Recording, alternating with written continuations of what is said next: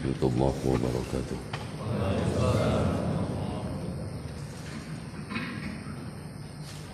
إن الحمد لله نحمده ونستعينه ونستغفره ونستهديه ونعوذ بالله من شرور أنفسنا وسيئات أعمالنا. من يهده الله فلا مضل له ومن يضلل فلا هادي له. أشهد أن لا إله إلا الله وحده لا شريك له وأن محمدا عبده ورسوله.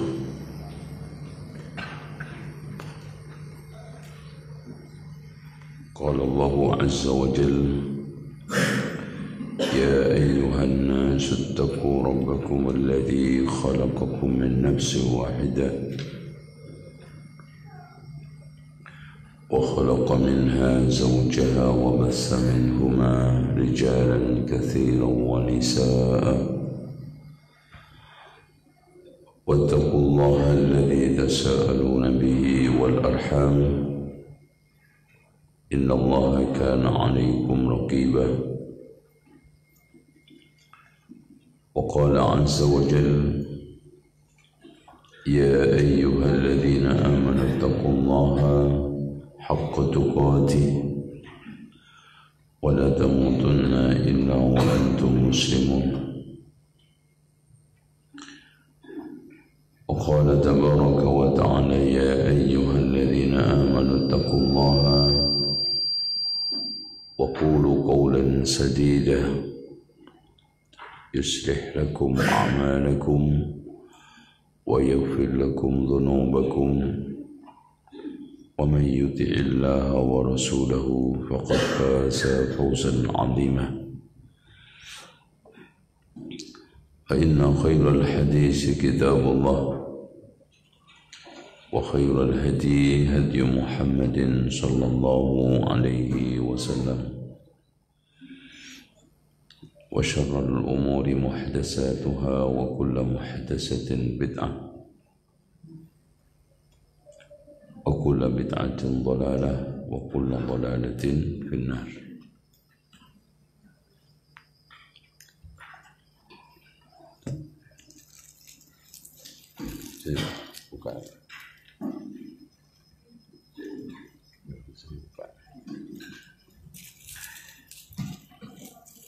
Baik, hadirin sekalian,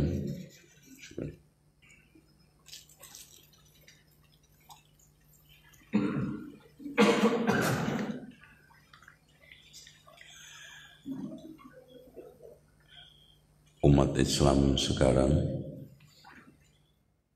menjadi umat Islam yang paling terpuruk karena mereka hanyut, karena mereka lebur, mereka mengekor.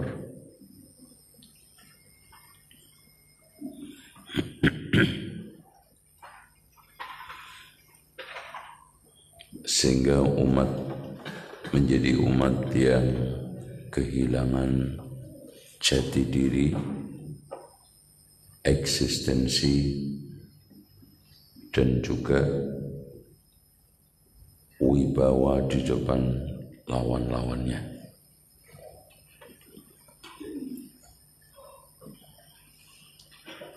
Mereka persis sebagai ungkapan Rasulullah, tidak kurang tidak lebih. La ya'tiyanna ala ummati ma ata ala bani Israel hadwan na'li bin na'li. Akan terjadi pada umatku ini seperti yang terjadi pada Bani Israel, saking persisnya seperti sandal ketemu pasangannya.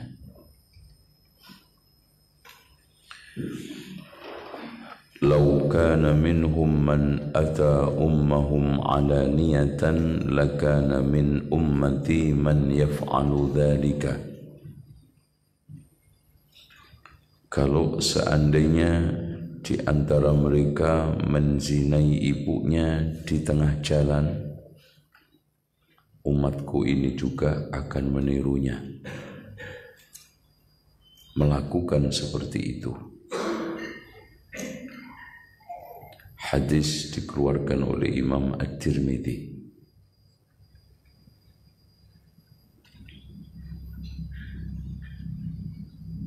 Sehingga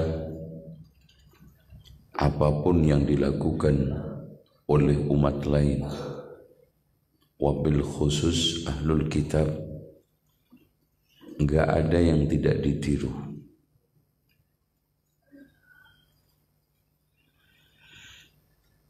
Mengekor, taklid, meniru kerjaan biasa umat Islam sekarang. Memang sudah jauh-jauh hari digambarkan oleh Rasulullah sallallahu alaihi wasallam di dalam hadis Bukhari dan Muslim, la tattabi'unna sanana man kana qablakum shibran bi shibrin. Kalian akan mengikuti ajaran umat sebelum kalian sejengkal demi sejengkal.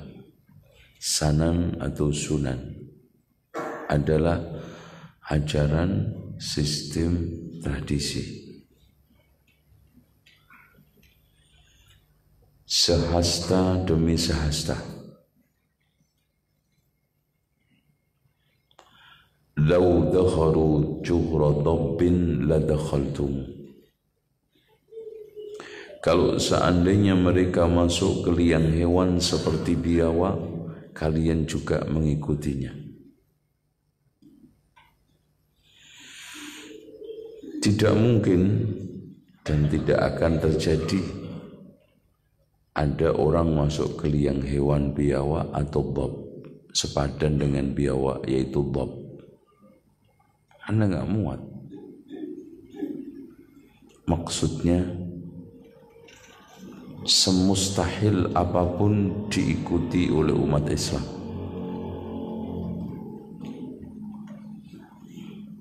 Coba sekarang ini kita runut, kita bedar.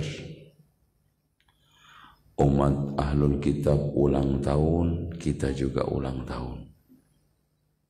Mana umat sekarang Islam yang enggak ulang tahun? Segelintir.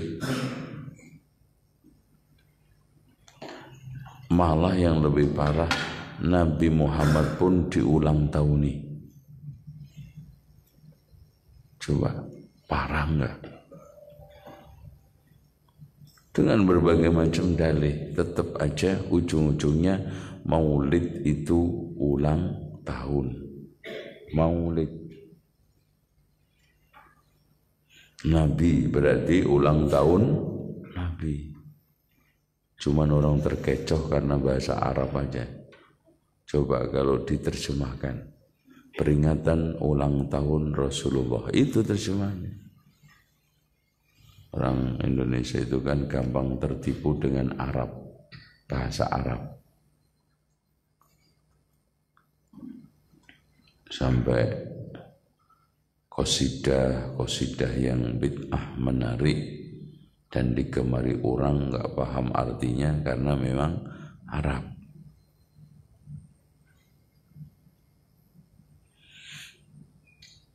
Nabi Muhammad diulang tahun.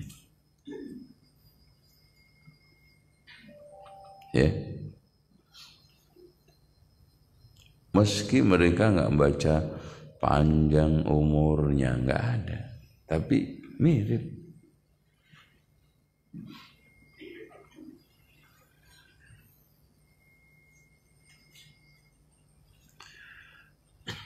Yang kedua, Yahudi, Nasrani ketika tahun baru nyalain mercon dan kembang api. Umat Islam juga niru.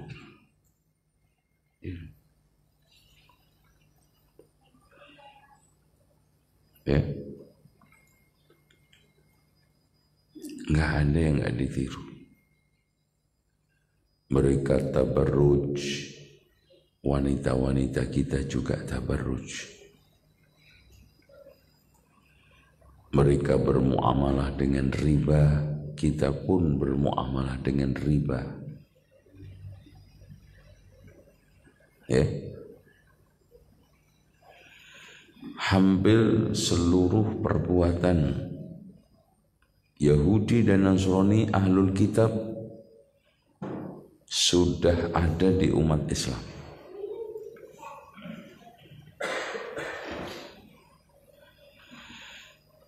Ya,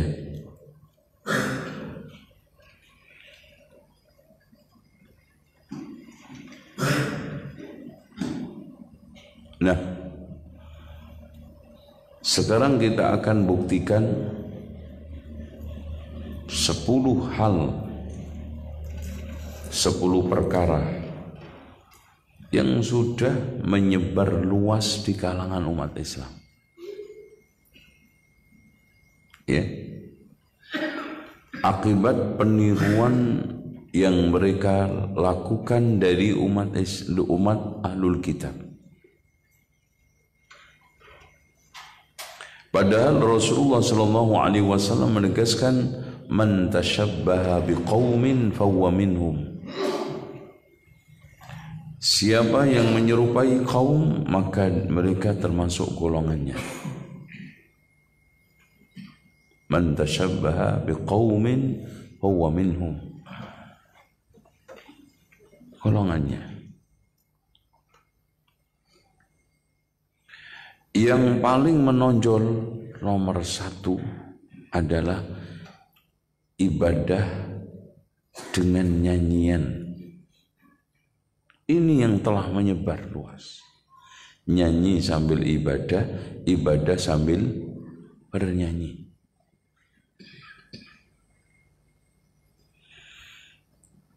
Hadirin sekalian, wa ma kana salatuhum 'indal baiti illa muka'an wa tasdiyah. Tidaklah ibadah mereka di sekitar Ka'bah melainkan bersiul dan bertepuk-tepuk. Musyrikun zaman dulu.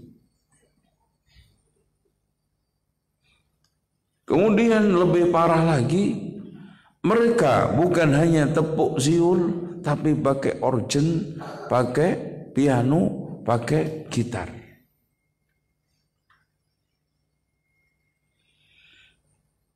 Ya. Makanya pernah ada dialog antara sopir Kristen sama sopir Islam. Yang menang sopir Kristen. Ya namanya dialog kelas sopir, debat kusir. Mas, masjid lu melarat ya, nggak ada piano, nggak ada gitar, nggak ada organ. Tuh lihat gereja gue keren, ada piano, ada gitar, ada organ, keren. Kata sopir Islam, nggak gitu be, ini masjid bukan gedung film, enak aja lo ngomong. Kata sopir Kristen, nggak begitu. Masjid lo nggak ada piano, nggak ada gitar, nggak ada organ, takut hilang. Kotak masjid aja hilang, nah, menang dia.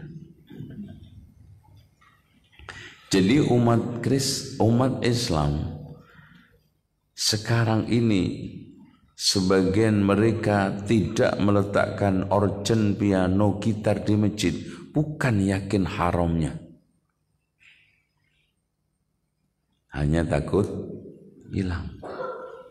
Lalu kenyataan mereka pada saat acara-acara besar mereka pakai organ dibawa ke masjid. Bahkan ada salah satu ustadz pun sambil dakwah sambil bawa gitar, namanya Satria Bergitar. Bahkan di antara mereka memasukkan gamelan lengkap. Alasannya adalah apa?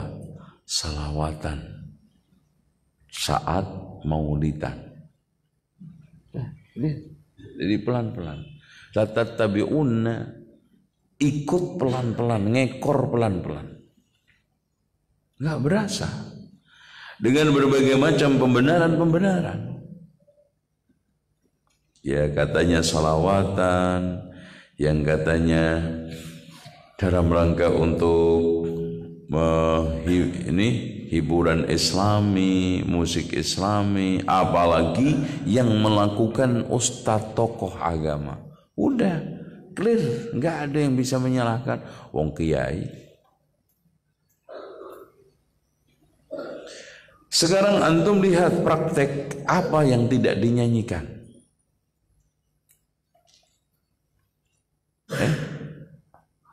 Mau sholat nyanyian, nyanyian, yang tombok ati, yang lir-ilir, yang dioplos antara Jawa dengan Arab. Itu. Apalagi kalau sudah membaca qasidah burdah, berjanji tiba, udah nyanyi. Makanya pernah ada orang Kristen masuk Islam karena merenungkan di gereja, masuk sih ibadah kok nyanyi-nyanyi tepuk-tepuk. Setelah masuk Islam ke masjid ketemu nyanyi lagi, loh podo ya Mas.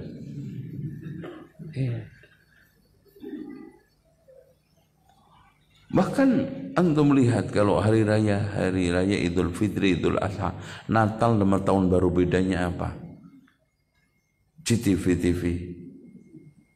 ya, nyanyi semua. Tuh, nyanyi apa aja dinyanyikan. Ya. Ini yang sekarang ini umat tenggelam kepada nyanyian dan musik. Apalagi ada sebagian tokoh agama yang mencoba untuk mencari-cari dalih pembenaran terhadap musik. Makin gayeng, makin keren, makin mantep umat Islam menjalani peniruan tersebut.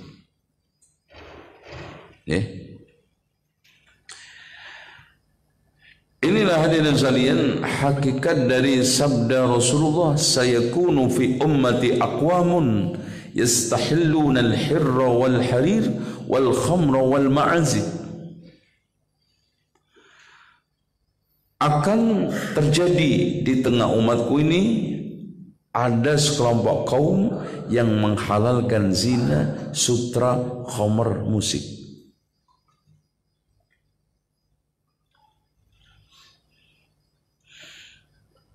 Bahkan di dalam hadis yang lainnya yang dikeluarkan oleh Imam Ahmad dan yang lainnya, Rasulullah sallallahu alaihi wasallam bersabda, sayakhruju fi ummati aqwamun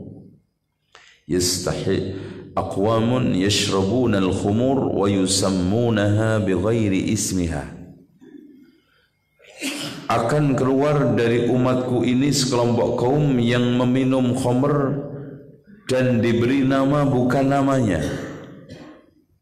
Ya, nama-nama keren, topi mirin, ketan hitam, tongkat apa nah?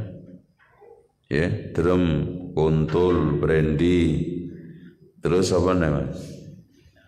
Ya, paling terkenal di Jawa Timur cukri, oplosan antara autan dicampur bacon dicampur bertus, ya mudar sampean. Itu mau punya ilmu kebal apa? Dicampur diminum, mau ngetes ilmu kebal. Itu. Wa yu'zafu ala ru'usihim bil qainati wal ma'azif.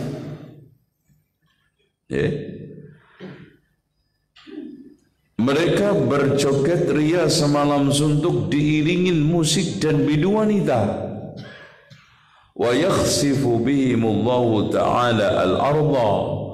Allah tenggelamkan mereka ke dalam bumi. Wa ja'ala minhumul qiradata wal khanazira, yang masih hidup dirubah rupanya menjadi monyet sama babi. Dan ini sudah hampir, ya. Bahkan ada yang ceramah itu diiringin bidu wanita, ya. Jadi katanya kolaborasi, ustadz ceramah, bidu wanita nyanyi. Kadang nyanyi sambil ceramah, ceramah sambil nyanyi. Dengan alasan apa? Islam rahmatan lil alamin. Jadi hadirin sekalian, Islam rahmatan lil alamin dimaknai adalah longgar, nggak usah kereng-kereng, nggak usah kayak Islam Arab itu, nggak usah kita itu terlalu ketat. Itu Islam apa? Rahmatan lil alamin. Kemudian dikasih stempel Islam Nusantara. Itu. Jadi Islam rahmatan lil alamin itu diterjemahkan mereka Islam Nusantara, yaitu Islam yang tidak mau terikat dengan ajaran Islam. Dengan dalih Islam itu rahmatan lil alamin, artinya nggak usah kereng-kereng, nggak usah ketat-ketat, nggak usah kita itu niru Arab.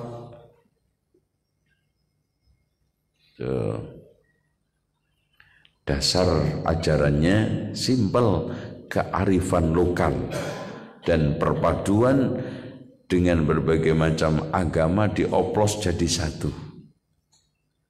Hindu ada, Buddha ada, Kristen ada, Yahudi ada, animisme juga ada. Tuh.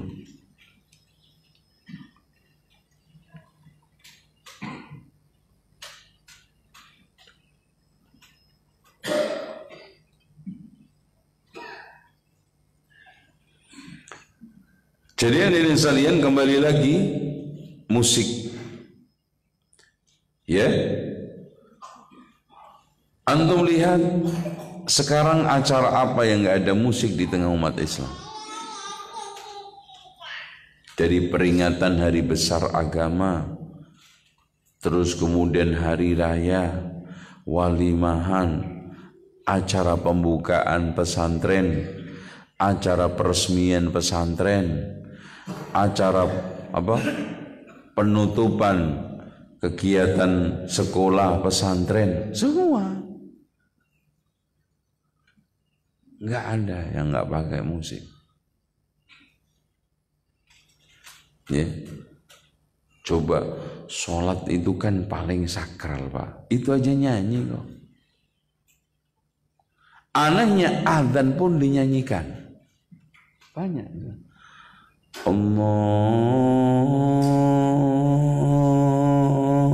Apaan ente?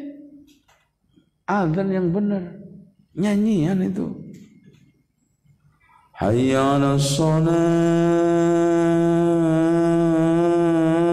Apa? Ya. Azan yang tegas, ngusir setan, itu mengundang setan. Ya. Banyak sekarang. Karena dicontohin di dalam beberapa ini, nyanyi antum lihat, lagu. Ya, meliuk-liuk, harokatnya hilang, baca. Antum ketika dengar orang adzan, apal nggak hurufnya? Sedang baca apa? Ya. Dengan demikian hadirin sekalian, sudah semuanya meresap budaya nyanyian. Sekarang nomor 2, hal yang sudah ditiru oleh umat Islam adalah al-ghuluwu fid din, bersikap berlebihan. Rasulullah SAW mengatakan, ya ahlal kitab la taghlu fi dinikum. Katakan, wahai ahlul kitab, jangan kamu bersikap ghulu di dalam agama kalian. Udah ditiru. Ya. Dan hadirin sekalian, tolong diperhatikan, hancurnya umat, tersesatnya umat itu bukan diawali dari teledor tapi ghulu. Antum perhatikan, umatnya Nabi Nuh alaihissalam melakukan penyimpangan diawali dari apa? Al-ghulu. Bersikap berlebihan kepada orang-orang soleh. Kemudian akhirnya apa? Meninggal dunia dibikinkan situs, patung, dikenang, diagungkan, akhirnya disembah. Begitu juga akhirnya meresap di ahlul kitab, sampai pendeta, pastor, dan tokoh-tokoh agama dipertuhankan. Makanya Allah berfirman, ittakhadhu ahbarahum wa ruhbanahum arbaban min dunillah. Apa itu arbaban min dunillah? Tuhan-Tuhan selain Allah. Dan ini pernah disampaikan kepada Adi bin Hatim. Kami enggak mempertuhankan, enggak nyembah.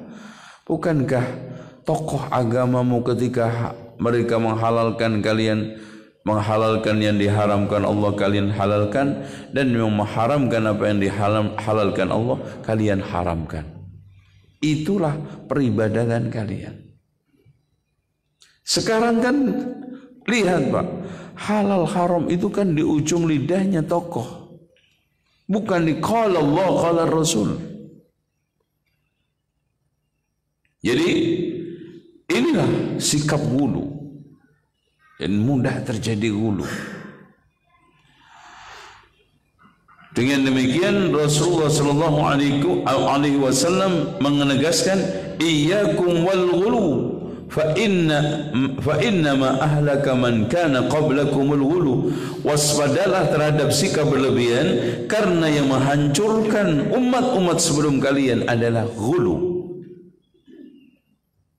Coba, kenapa Yesus atau Isa itu dipertuhankan? Sumbernya dari mana Pak? Ghulu. Kenapa sekarang imam-imam di tengah Syiah itu disucikan? Karena ghulu. Kenapa sekarang guru-guru tarekat itu dikultuskan? Karena ghulu. Begitu loh. Makanya Rasulullah SAW menegaskan kepada umatnya, la tadruni kama atratin nasara ibna Maryam. Jangan kalian bersikap berlebihan seperti orang ahlul kitab Kristen kepada Isa bin Maryam.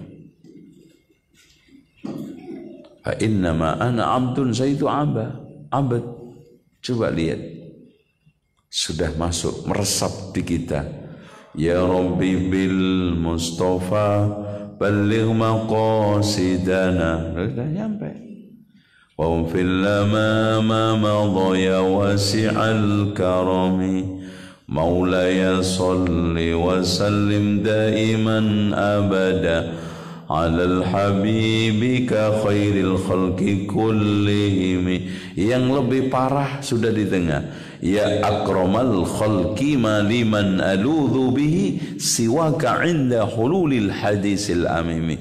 Wahai makhluk yang paling mulia, yaitu Nabi Muhammad, kepada siapa lagi kami berlindung, berteduh, melarikan diri saat musibah menimpa kami, kalau tidak melalui perantaraan engkau, Wa inna min judika dunya wa dharrataha wa min ulumika ilmul lawhi wal qalami.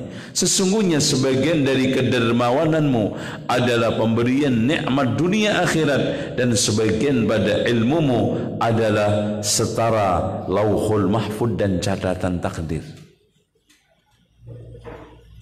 Udah, gulu.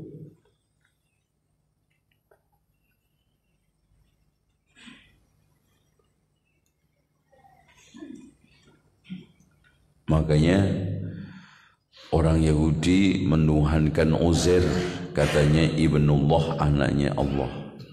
Orang Kristen menuhankan Isa, katanya anaknya Allah.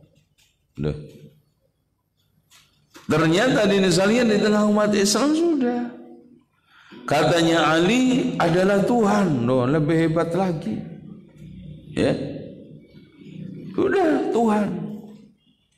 Ali itu sampai sekarang masih hidup di langit. Gulu. Coba bayangkan gulunya, Pak. Yang sudah mati di kuburan aja masih diperlakukan kayak orang yang hidup. Loh, apa enggak sama ada Tuhan itu? Yang sudah di kuburan dimintai jodoh. Loh, kapolda karo sing urip iku. Dimintai jodoh, dimintai naik pangkat, dimintai kerjaan, dimintai fulus, sampai mereka zikir di pinggir kuburan, ya Rabbana ya Qudus sahillana bil fulus, warna merah halus-halus paling dikit 5 kardus. Nah kan gitu. Dan itu dilakukan, dirapal berkali-kali. Itu dia nyanyi lagi. Itu kuburan aja nyanyi, apalagi walimah orang kita itu aneh. Itu.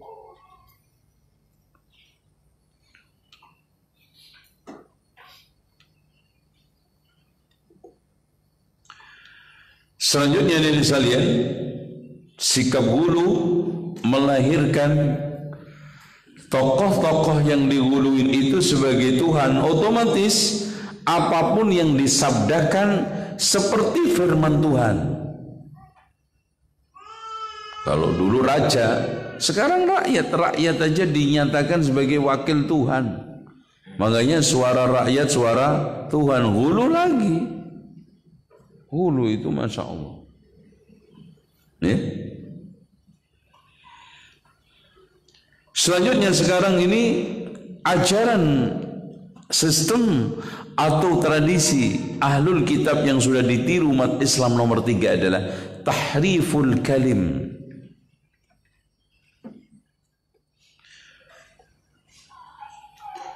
Minal ladzina hadu yuharrifuna al-kalima amma wadi'ih.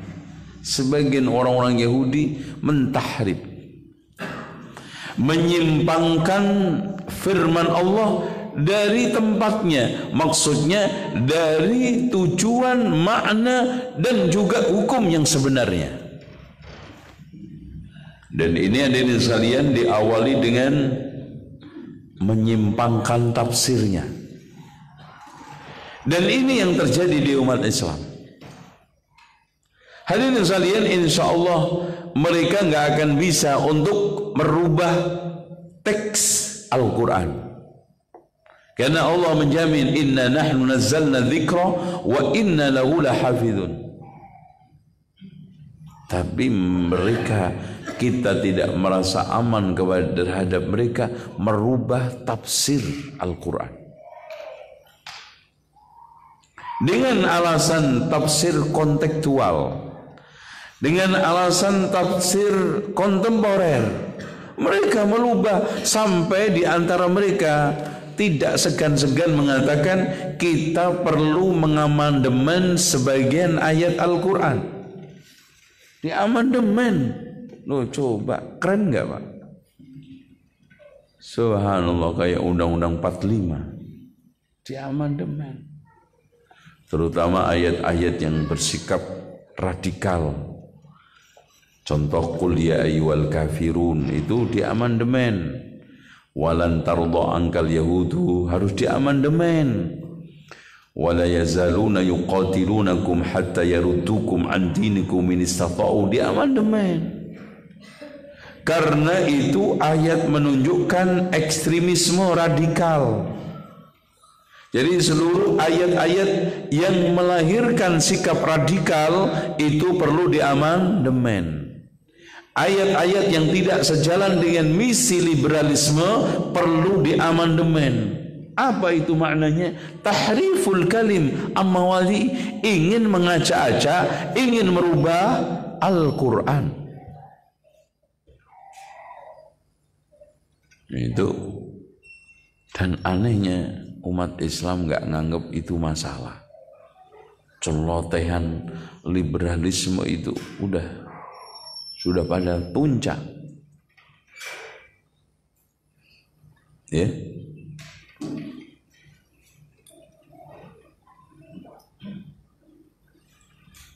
Coba sekarang hadirin sekalian,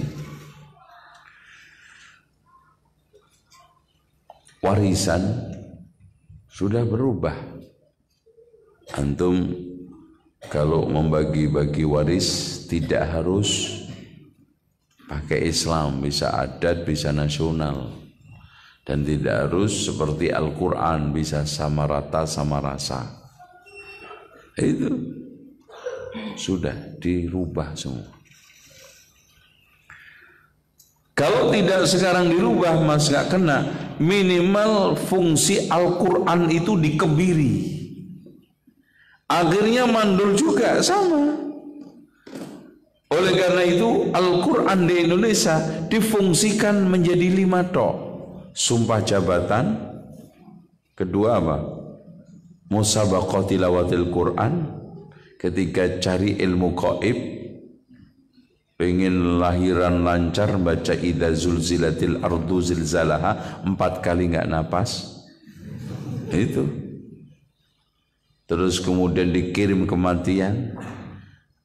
Ujung-ujungnya pun diperes-peres Yasin, Al-Fatihah. Dan yang paling banyak Al-Fatihah. Udah. Al-Quran tinggal 2 surat. Yasin, Fatihah. Dan dibikinkan juga buku Yasin. Udah ini aja, nggak usah yang gede-gede. Itu repot. Itu Quran Arab. Ini Quran Indonesia memuat Yasin, tahlilan, Al-Fatihah. Nggak ada yang ila hadratin Nabil Mustafa Muhammadin sallallahu alaihi wasallam Al-Baqarah. Nggak ada. Fatihah dong. Jadi iman disimpangkan maknanya, diselewengkan tafsirnya, dikebiri fungsinya. Yang terakhir kuat untuk seremonial. Mau menjelang akad dibacakan, akad nikah dibacakan Quran. Mau masukin rumah baca Quran. Mau meresmikan kedai supaya laris dibacakan surat Al-Kahfi sama Al-Waqi'ah. Itu mau serah-serahan pengantin baca Al-Quran. Itu aja. Atau dibuat untuk penghias dinding masjid. Berupa apa? Kaligrafi. Dan bahkan di sebagian tempat terutama mal-mal, ayat Al-Quran digunakan untuk pembeda antara ruangan masjid sama ruangan toilet karena besarannya sama. Biar orang nggak nyasar. Oh, ini masjid mas, ini toilet ya. Iya. Sampai seperti itu. Kayak meli motor. Makanya nilai Islam pun dibatasi juga pada ruangan tertentu. Islam itu boleh berbicara 1 nikah, cerai, kuburan, masjid, terus apa nih? Yang kelima, ayo, warisan, udah, itu.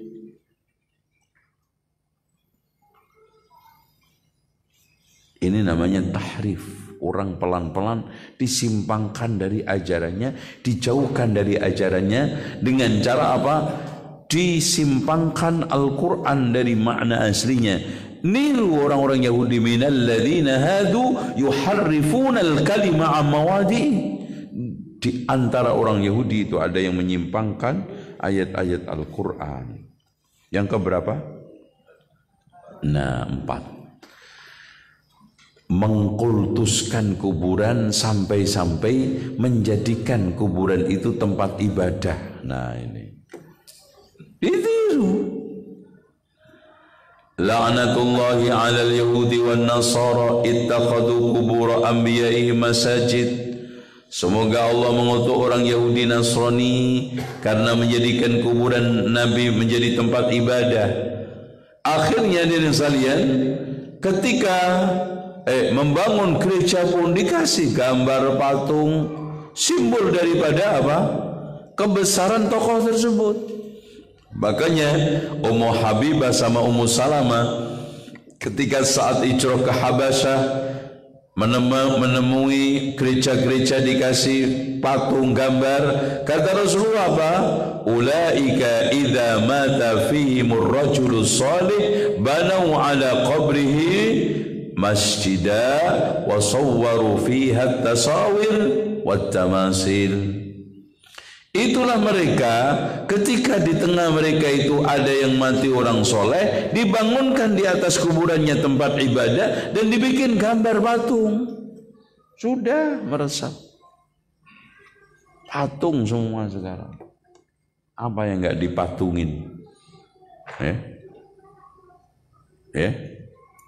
Semua toko dikasih patung, ini patung, Masya Allah. Na'udzubillah. Yang lebih parah hadirin sekalian, ada orang seumur-umur tidak pernah khatam Al-Quran di rumah, tapi bisa khatam 41 kali di kuburan. Itu Masya Allah. Makmur kuburan, lebih makmur daripada rumahnya. Padahal Rasulullah mengatakan, la taj'alu buyutakum maqabir. Jangan jadikan rumahmu seperti kuburan. Kok malah balik? Kuburan jadi rumah, rumah jadi kuburan loh, sampean piye? Itu sampai 1 metro mini, 1 bus datang ke kuburan baca Quran. Itu Masya Allah, khatam.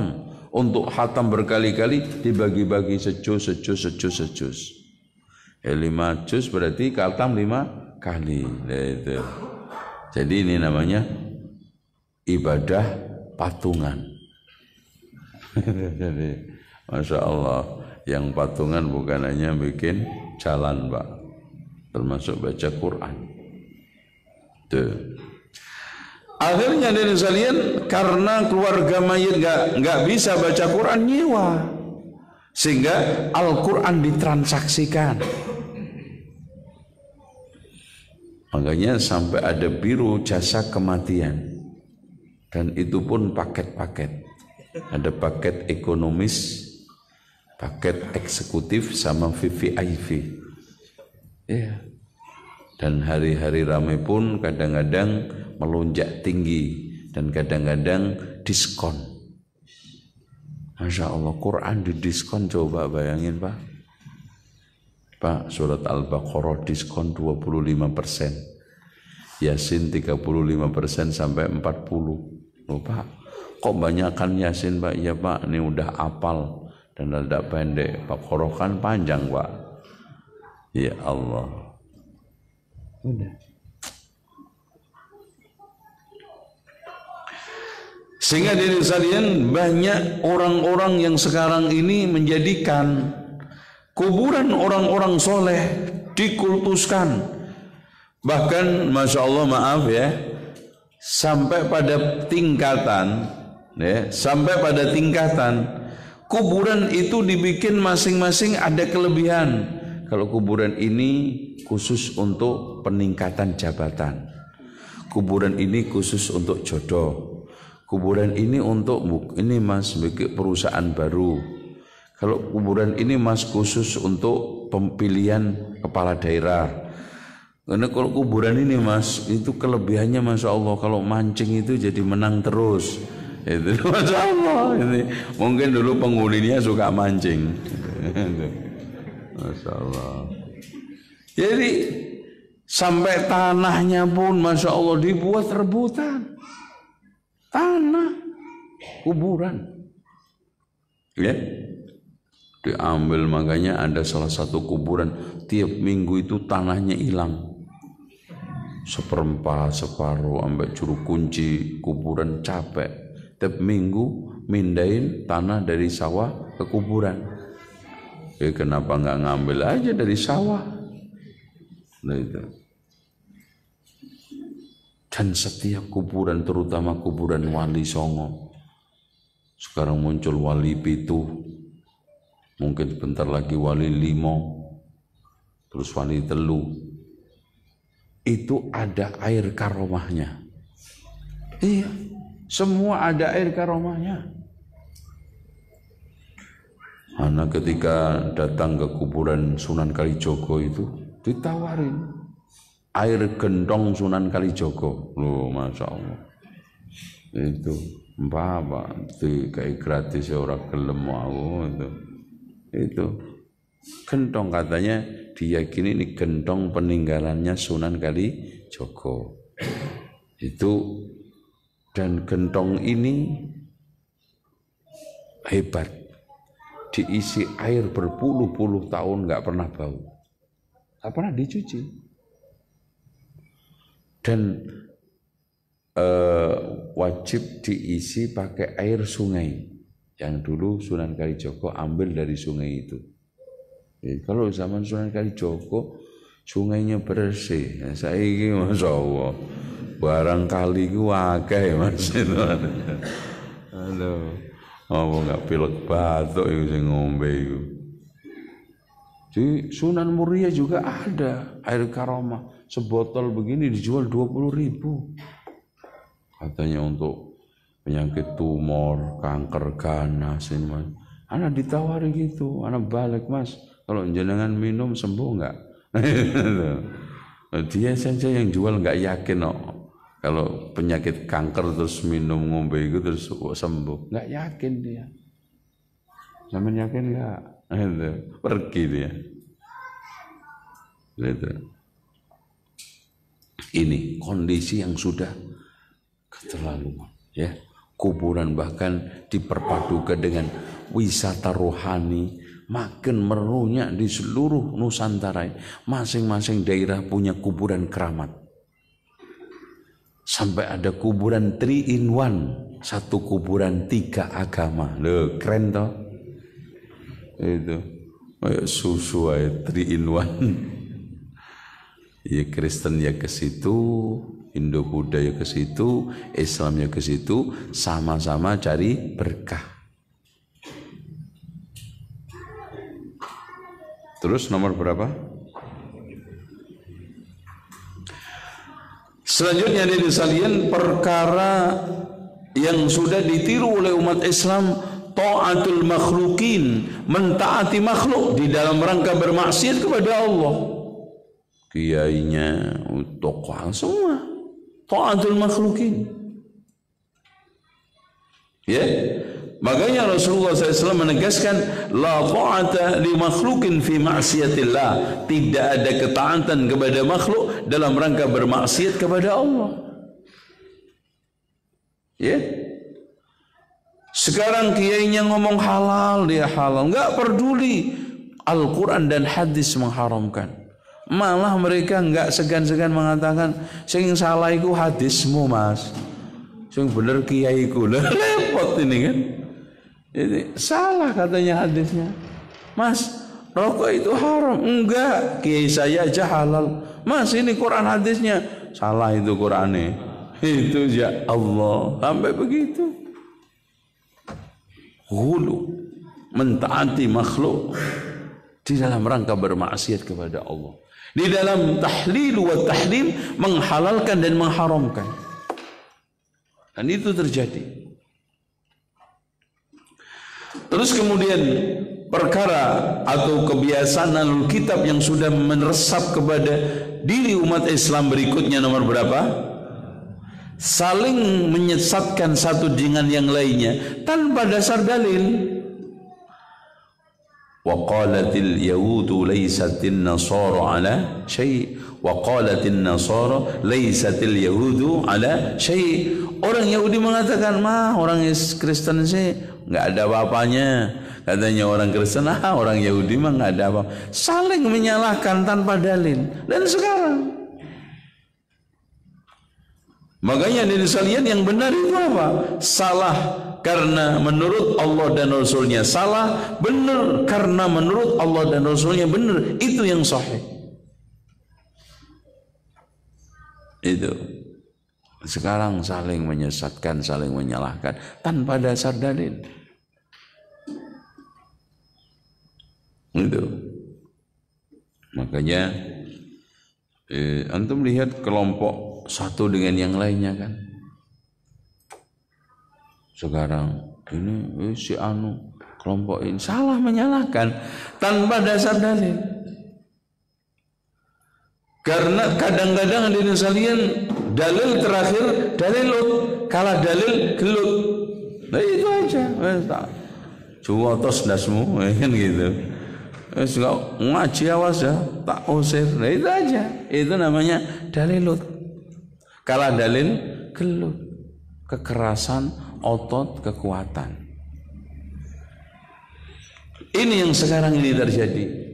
Selanjutnya nomor berapa? Nomor 7. Bermuamalah dengan sihir, perdukunan. Hadirin sekalian, yang paling banyak memasyarakatkan, menjual belikan, mentransaksikan sihir itu siapa? Ahlul kitab.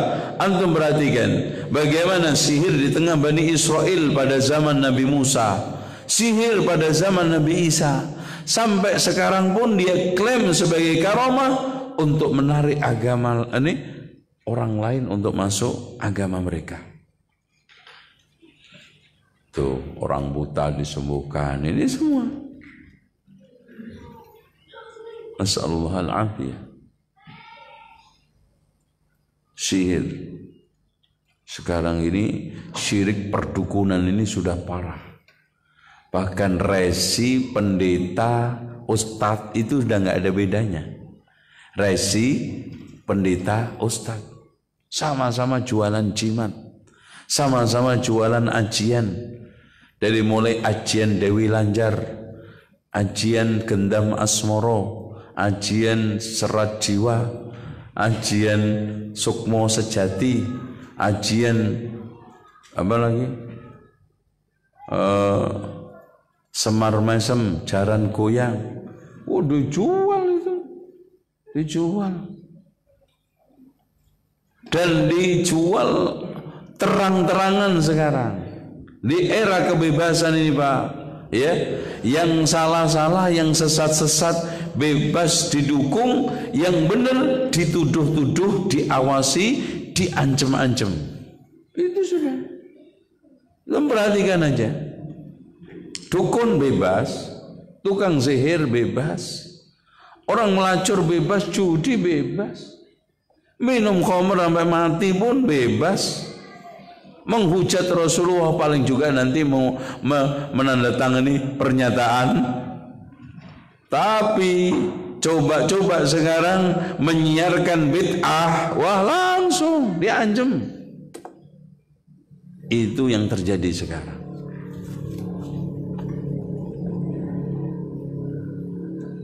Sekarang termasuk kebiasaan Ahlul Kitab yang sudah meresap ke umat Islam adalah mengambil ajaran sebagian, menolak kepada sebagian. Yu'minuna bi ba'd wa yakfuruna bi ba'd. Sekarang juga gitu, dipilih-pilih. Bahkan sekarang ini muncul orang beragama Islam ala prasmanan dicomot sing enak-enak tok. Enak Mas. Jangan ini. Enak. Ini pas ini. Dipilih-pilih. Jadi hadirin sekalian, ada ajaran yang sekarang dianggapnya ekstrim, ditolak. Nah, ini yang namanya rahmatan lil alamin diterima. yu'minuna bi ba'dil kitab wa yakfuruna bi ba'd. Beriman kepada sebagian Alkitab dan kufur terhadap sebagian Alkitab. Mereka sangat menerima sekali tentang sedekah. Oh, di mana-mana sedekah. Tapi jangan coba-coba warisan, kisos, itu jangan. Bahas kisos ini ngeri. Potong tangan apalagi.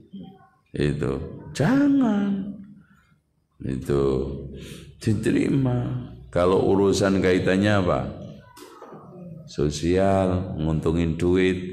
Makanya rukun Islam yang paling dirawat yang ada duitnya. Antum lihat cek. Yang ada duitnya rame. Sholat diurus enggak? Syahadat diurus enggak? Ya masing-masing mas. Sholat ya udah terserah. Zakat dikelola. Itu kan gitu.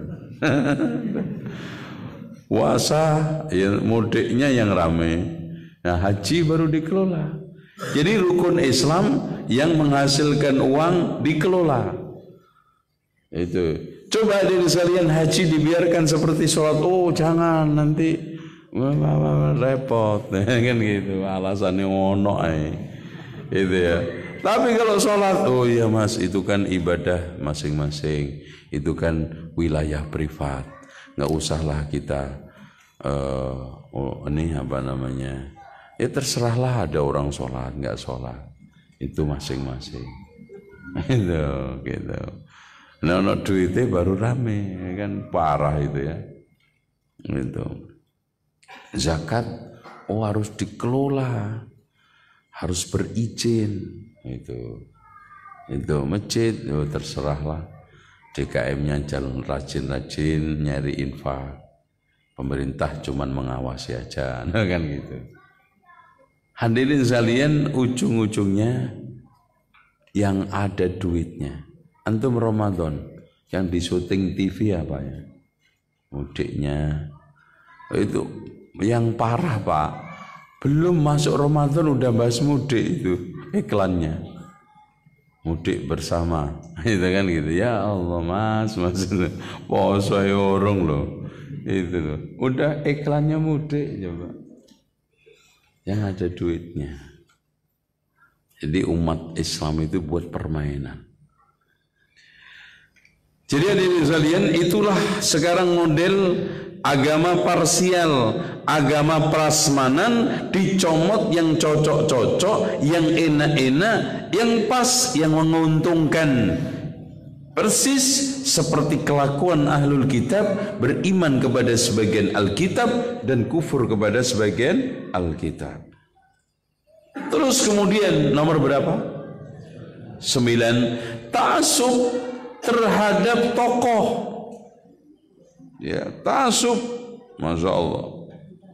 Ta'assub terhadap mazhab, fanatis. Antum lihat, sudah kebiasaan kelakuan ahlu kitab bersab. Yang Hanafi, yang Maliki, yang Syafi'i, yang Hambali.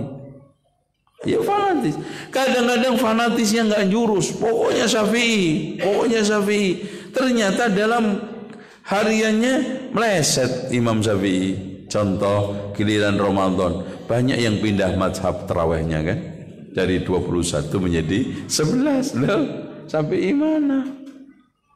Imam Syafi'i itu mengharamkan bayar zakat pakai uang. Banyak Syafi'i bayar zakat pakai uang. Imam Syafi'i mengharamkan menjual kulit kambing kurban. Tapi dijual juga, ndak hilang kok. Itu katanya yang punya Pak, saya itu perasaan Pak. Kesini bawa kambing itu ada kepalanya. Mana kepalanya Pak? Itu hilang, belum dibagi, kepalanya udah hilang. Itu Allahu Akbar. Ya namanya agama nafsu itu hasilnya begitu Pak. Sakelem-keleme, semau-maunya.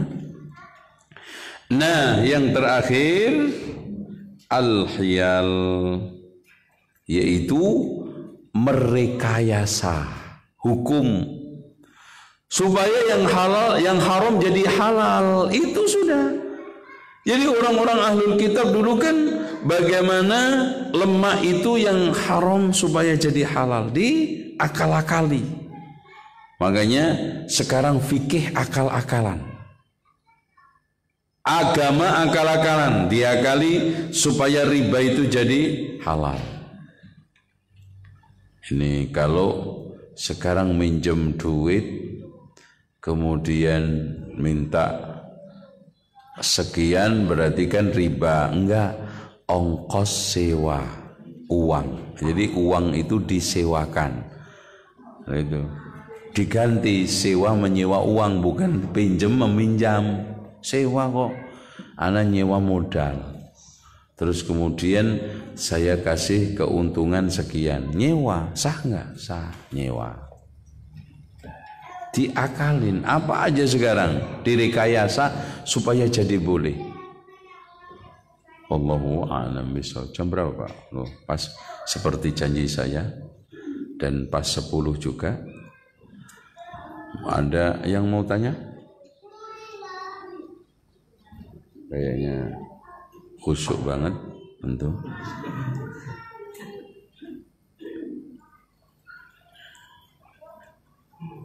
Ada yang tanya?